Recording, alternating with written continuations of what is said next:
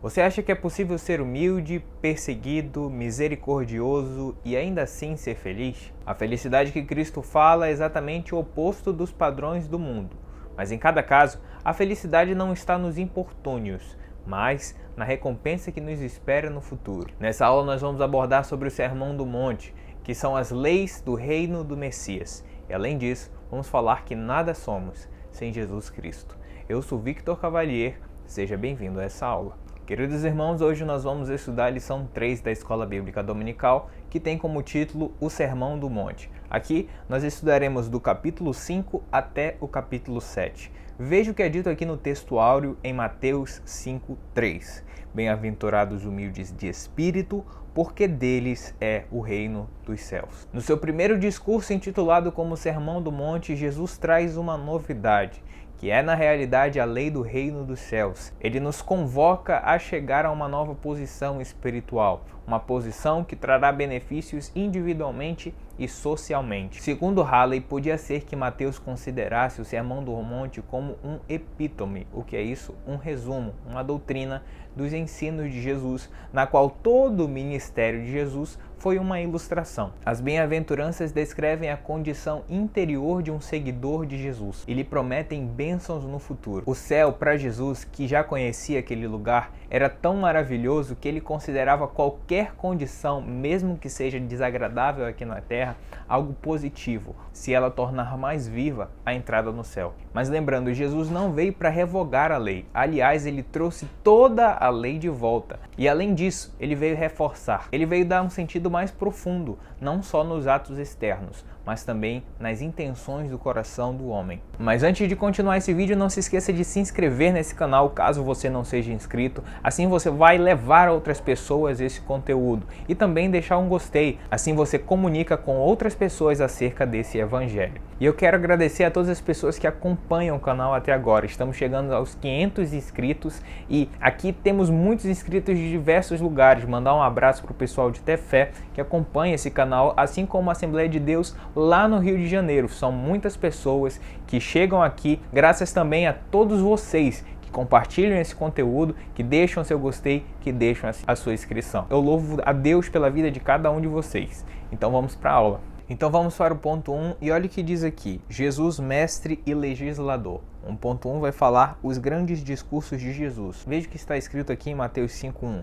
Vendo Jesus as multidões, subiu ao monte e, como se assentasse, aproximaram os seus discípulos. Lembrando que esse aqui é um monte desconhecido, provavelmente fica ali próximo ao Mar da Galileia. O próprio autor da lição vai falar que os 5 discursos didáticos de Jesus podem ser encontrados aqui no livro de Mateus, e eles trazem ensinos práticos da vida cristã, que são válidos para a nossa nova vida e que não cessariam a sua aplicação mesmo após a ascensão de Jesus ao céu. E quais são esses discursos? Primeiro, Sermão do Monte. Segundo, a proclamação do reino, as parábolas do reino, a comunhão do reino e o futuro do reino. É importante salientar também que 2 sermões, ambos entregues em colinas, abriram e fecharam o ministério de Jesus. Esse Sermão do Monte abriu e o outro, que aconteceu lá no Monte das Oliveiras, perto de Jerusalém, fechou o ministério de Cristo. Riley vai falar que o Sermão do Monte não apresenta o caminho da salvação, mas sim um caminho de uma vida justa.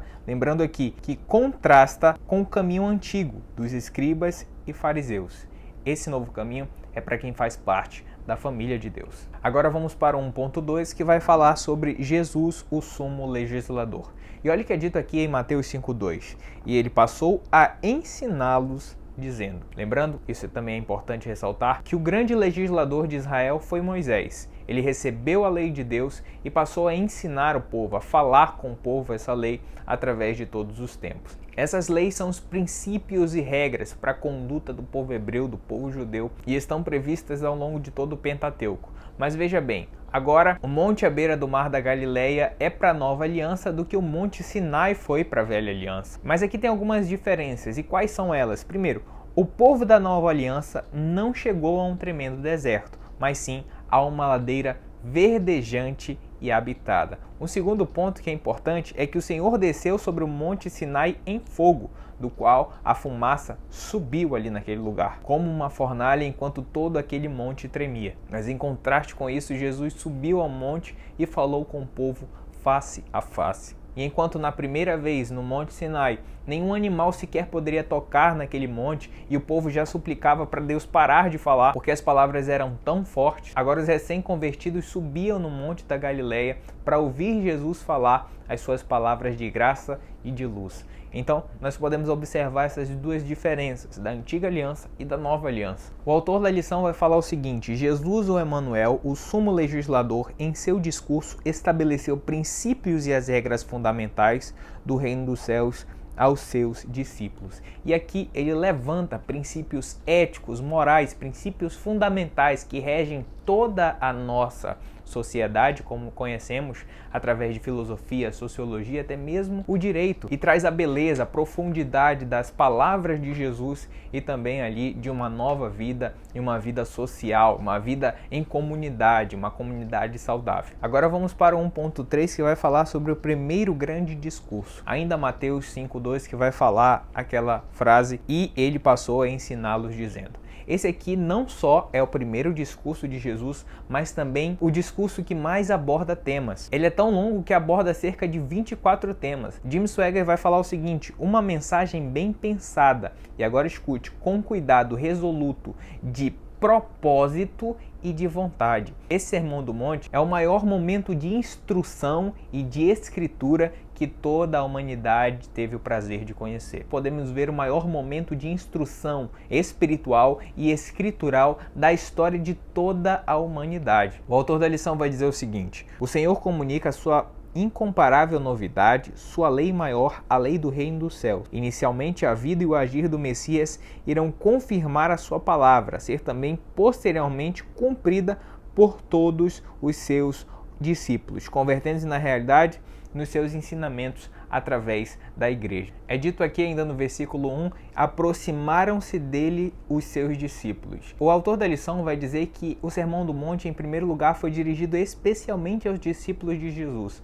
mas outros comentadores vão trazer a ideia também que não se refere somente aos 12, mas sim a todos e qualquer que seguiam Jesus de perto durante esse período. Isso para ensinar os discípulos a esse novo caminho de fé. Mas era impossível cumprir essas exigências através dos nossos recursos humanos. Somente através de Jesus nas nossas vidas nós podemos cumprir a lei do reino dos céus. Então agora vamos para o ponto 2, que vai falar sobre as bem-aventuranças. Olha o que é dito aqui no 2.1.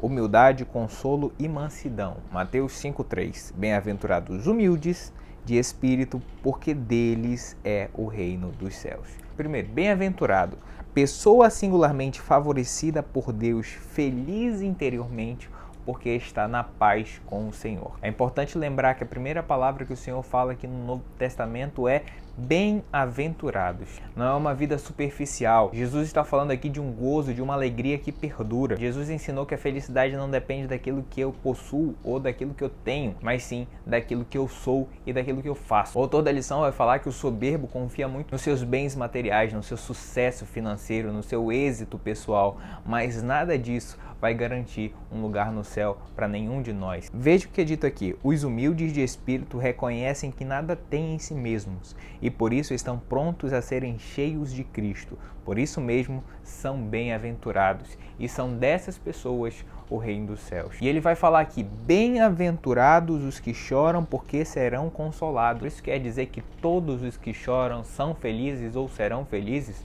Claro que não. A Bíblia vai falar que no inferno vai existir muito choro e ranger de dentes. O problema é que a ideia popular diz que são felizes aqueles que não choram. Mas o que Jesus está falando aqui é que é feliz o homem que reconhece a sua pobreza de espírito, a sua necessidade de algo mais, que é a presença de Deus. E essas pessoas são bem-aventuradas. E agora veja aqui: bem-aventurados os mansos, porque herdarão a terra. Aí o autor da lição vai falar que mansidão é o oposto da ira.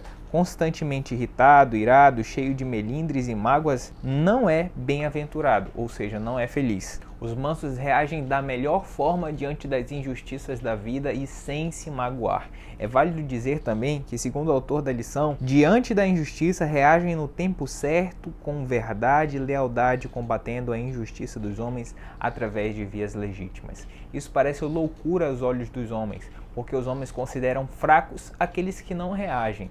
Mas Jesus é inteligentíssimo. Jesus, como um bom comunicador, como um bom entregador da mensagem, ele fala isso aqui num contexto bem específico. Jesus pregou esse sermão do monte quando Pôncio Pilatos governava com mão de ferro a Judéia. E Cristo não podia dizer nada maior para esfriar a realidade daqueles judeus ao entenderem que não se resolve nada com violência, mas sim com mansidão. Porque os judeus queriam restaurar o trono de Davi, mas Jesus falou que a revolução não é por força e por ódio. A nossa revolução é através do amor. Orlando Boyer vai dizer o seguinte: o mundo diz assim porque está desviado de Deus. Os homens perderam o domínio sobre a terra, mas os mansos em Cristo herdá-la-ão novamente. Agora vamos para o 2.2, que vai falar sobre justiça, misericórdia e pureza. Olha o que é dito aqui em Mateus 5:6. Bem-aventurados os que têm fome e sede de justiça. Esse fome e sede nessa passagem significam a vontade de agradar ao Senhor em todos os sentidos, seja por pensamentos, em atitudes e até mesmo nas nossas palavras. É a busca pela satisfação espiritual completa e também obedecer à palavra de Deus em todos os sentidos. Mas observe bem, outros autores, além desse da lição, vão abordar um outro sentido desse ter fome e sede de justiça. Eles vão falar que esse é o desejo intenso de focar na justiça de Deus. Isso porque os súditos não são justificados pela sua própria justiça, mas sim pela justiça e pela misericórdia do rei. E esse também é um outro paradoxo da Bíblia. Olha o que Boyer vai falar. O único meio para continuar a receber a justiça é o de sentir falta dela. Ou seja, ansiar pela essa justiça, querer essa justiça e entender que nós não merecemos essa justiça e que só Deus pode nos entregar. Agora vamos para outra parte, que é: bem-aventurados os misericordiosos, porque alcançarão misericórdia. E aqui a gente pode entender que se nós formos misericordiosos com os nossos irmãos, se nós tratarmos eles com misericórdia, eles também podem nos tratar assim. E além, no sentido mais próximo dessa palavra, é que se nós formos misericordiosos com as pessoas, Deus vai ser misericordioso com a gente. Se nós lembrarmos de todas as nossas faltas, de nossos pecados, de todos os nossos erros, nós vamos ter ideia de quão importante é a misericórdia de Deus nas nossas vidas. E assim vai ser mais fácil a gente também ter misericórdia com o nosso irmão. E outro, a misericórdia triunfa sobre o julgamento. Em que sentido? Porque a misericórdia não exige o castigo que é necessário, que é devido. Conta-se que uma mãe chegou a Napoleão dizendo: perdoe meu filho da sentença de morte. E Napoleão disse assim para aquela mãe: não posso perdoar, ele já cometeu 2 vezes a mesma falha. A justiça exige que ele seja sentenciado à morte. Aí a mãe daquele menino falou assim para ele: eu não quero justiça, eu quero misericórdia. E Napoleão disse assim: mas o seu filho não merece misericórdia. E aquela mãe respondeu novamente: mas não seria misericórdia se ele a merecesse. Peço somente misericórdia. E o imperador virou para aquela mulher e perdoou o filho dela. Que nós possamos ser assim. E por último ele fala aqui de bem-aventurados os limpos de coração, porque verão a Deus. E aqui nós podemos entender que estes verão a Deus, o que se consumará totalmente ao vermos Jesus face a face. Mas aqui, enquanto nós vivemos na terra, nós temos que ser limpos de coração, ou seja, andarmos próximos à luz de Deus, fazendo a vontade de Deus. E observe bem aqui, os limpos de coração são aqueles que receberam uma nova natureza moral na regeneração, que só Deus pode fazer possível. Ele nos fala de um coração limpo porque isso é possível. Pode um etíope mudar a sua cor de pele? Pode um leopardo tirar as suas manchas? Isso é dito lá em Jeremias 13:23. Eles não podem mudar, mas Deus pode. Assim como Deus pode nos santificar e Deus pode nos fazer limpos. Agora vamos aqui para o 2.3, que vai falar sobre pacificadores e perseguidos. Mateus 5:9. Bem-aventurados os pacificadores, porque serão chamados filhos de Deus. E aqui é importante a gente dizer que pacificadores não é aqueles que têm paz, mas aqueles que procuram disseminar a paz, contribuir com a paz com todas as pessoas. Ele é aquele que influencia para ter uma vida sem divisões, sem brigas e sem contendas. A gente pode observar que Jesus é o pacificador maior, isso porque ele é chamado de príncipe da paz. E ele é como nosso maior exemplo, nós devemos seguir o exemplo para o reino dos céus. E observe aqui, a sabedoria de cima, em contraste com a sabedoria carnal, é primeiramente pura, depois é pacífica. Ou seja, nós devemos seguir a paz com todos. Enquanto o mundo diz que somente aqueles que fortes são aqueles que buscam brigas, Jesus diz assim, que aqueles que procuram a paz que serão os vencedores no final. E agora observe aqui, aqueles que possuem as características das 6 primeiras bem-aventuranças e assim exercem enorme influência à paz entre os homens, serão chamados de filhos de Deus. Serão chamados de filhos de Deus porque terão a natureza de Deus, porque irão se parecer com Deus. E agora vamos para o próximo ponto, que é bem-aventurados os perseguidos por causa da justiça, porque deles é o reino dos céus. A gente tem que entender também que a oposição ao discípulo de Deus, ao seguidor de Cristo, é totalmente normal. É visto durante toda a Bíblia. Mas a gente encontra mesmo nessas situações uma característica de espírito, que é a alegria. Veja Paulo e Silas na prisão, mesmo ali encarcerados, conseguem se alegrar diante de Deus. O que o mundo condena, o cristão deve se regozijar. Agora veja o que é dito aqui em João 3,20. Todo aquele que pratica o mal aborrece a luz, e não se chega à luz a fim de não serem arguidas as suas obras. Agora veja aqui o que é dito em João 7,7. Não pode o mundo odiar-vos, mas a mim me odeia, porque eu dou testemunho a seu respeito e de que suas obras são más. E agora João 15:29, não sois do mundo, por isso o mundo vos odeia. O testemunho do cristão e a sua própria vida é como uma repreensão a todo o espírito carnal do mundo. Por isso que o mundo tem essa aversão ao cristianismo e à nossa fé. Mas olha o que Lutero vai dizer, que o mundo, mas não Deus, fique ofendido comigo. O mundo faz piada com a gente, o mundo humilha os cristãos viram piada nas séries de TV, nos filmes de streaming, mas mesmo assim, o cristão deve se alegrar com isso, porque se nós somos perseguidos, também é nosso o reino dos céus. Agora nós vamos para a parte 3, que vai falar sobre a prática da justiça. Olha o que é dito aqui no 3.1, sal e luz, o cumprimento da lei. Mateus 5,17 fala, não penseis que vim revogar a lei, ou os profetas. Não vim para revogar, vim para cumprir. Aqui a gente tem que entender que, como diz o autor, os discípulos de Cristo necessitam viver segundo os princípios das bem-aventuranças e precisam ser sal, precisam ser luz do mundo. O que isso significa? Precisam influenciar, precisam levar a luz de Cristo a essas pessoas. Os crentes são o sal da terra porque conservam-na na corrupção. Ou seja, dão gosto ao que não tem sabor. Eles purificam o que não tem nenhum cheiro espiritual. E lembre-se que ninguém coloca sal em um animal vivo, só coloca sal quando o animal está morto. Isso significa que o cristão tem que ser influência não só na igreja, mas principalmente no mundo onde a sociedade está morta. Se o cristão não influenciar o mundo, a sociedade estraga-se. Boyer vai dizer algo interessantíssimo. Escuta essa frase aqui, querido. Cristo quer também que seus discípulos tenham contato com o mundo. Mas contato em que sentido? Se tornar pecador como o mundo? Claro que não. O que ele quer dizer é que a vontade de Deus não é que a igreja se feche em conventos, se feche apenas em cultos. A vontade de Jesus é que a gente vá e se misture com o que está destinado a se conservar. Essa aula que a gente faz aqui é para membros da igreja, mas esse é um momento nosso. Existem momentos que a gente não tem que falar só de irmão para irmão. A gente tem que falar de irmão para uma pessoa que está no mundo, para uma pessoa que não conhece a Deus. Mas escuta essa segunda parte.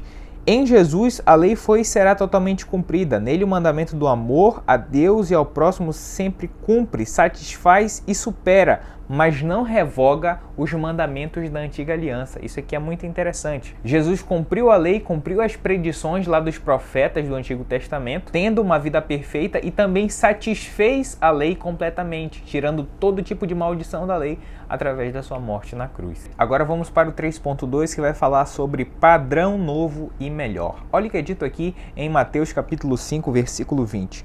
Porque vos digo que, se a vossa justiça não exceder em muito a dos escribas e fariseus, jamais entrarei no reino dos céus. O que quer dizer com isso aqui é que os escribas se preocuparam muito com a letra da lei e se esqueceram da essência da lei. O autor da lição vai dizer o seguinte: impuseram muitos preceitos às pessoas e não cumpriram a essência da lei. Sabe o que é isso aqui, querido? Se encheram de formalismos, se encheram de religião, se encheram de religiosidade, podiam citar de qual o Velho Testamento, mas não tinham espiritualidade, não tinham a sensibilidade com pessoas. Acerca deles, o apóstolo Paulo escreveu, escuta aqui, porque dou testemunho de que eles têm zelo por Deus, porém, não com entendimento. É possível ter zelo a Deus, mas não ter entendimento. A boa intenção tem que andar junto com a boa ação. Agora escute. Portanto, porquanto desconhecendo a justiça de Deus e procurando estabelecer a sua própria, não sujeitam a que vem de Deus. Esse versículo aqui, querido, é a chave do Sermão do Monte. Se nós não colocarmos a nossa justiça na justiça do Senhor,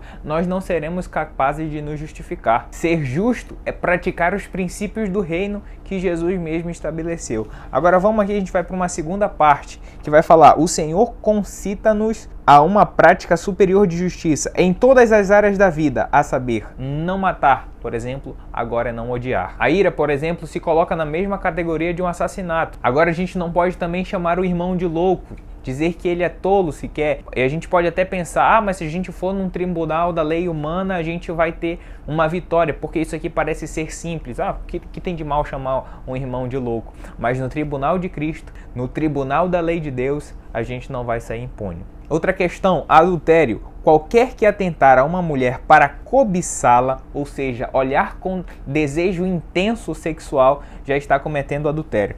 O Senhor se dirige à raiz do pecado, que é num coração mau, e a cruz de Cristo é a única resposta. Só assim a gente pode se justificar com Deus. Enquanto a lei precisava de um fato consumado, Jesus vai mostrar talvez um fardo maior. Entretanto, o alívio que ele vai nos proporcionar, a sua justificação é muito maior, porque é de graça, porque é gratuita e é fácil da gente encontrar na sua cruz. E agora observe, ele ainda fala aqui, se teu olho for por motivo de escândalo, arranca-o e tira.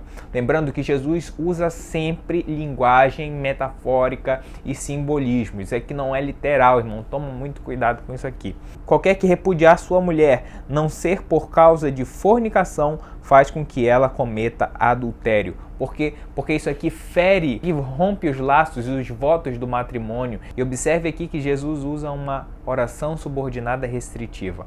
Como assim? Qualquer que repudiar sua mulher, vírgula, a não ser por causa de fornicação, vírgula, faz com que ela cometa adultério. É importante salientar aqui, porque a única restrição que Jesus garante para a questão do divórcio é concedida por Deus, porque isso aí fere a confiança, fere o voto principal do matrimônio, que é a relação única entre homem e mulher. E só uma nota aqui, lembrando que fornicação é diferente do adultério. Fornicação são pessoas não casadas tendo relações sexuais com pessoas, seja casadas ou não casadas. E agora, adultério, que é o que Jesus fala agora, são de pessoas casadas com outras pessoas que não são seus próprios cônjuges. Esclarecido isso, vamos para a próxima parte. Agora vamos para o 3.3 dessa revista, que é sobre a oração. Olha o que é dito aqui. Portanto, vós orareis assim: Pai nosso que estás nos céus, santificado seja o teu nome.